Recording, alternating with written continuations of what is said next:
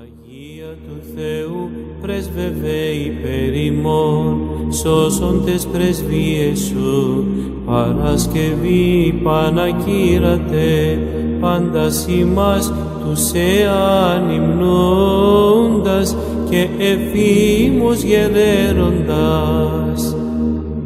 Την σπουδήν σου τη κλίση καταλλήλων εργασαμένη φερώνημε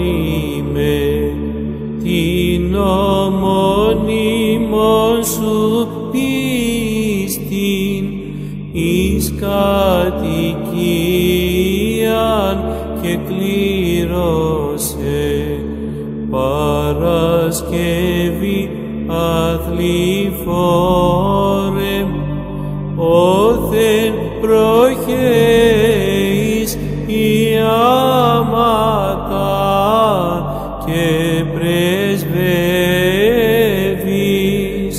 υπέρ των ψυχών ημών.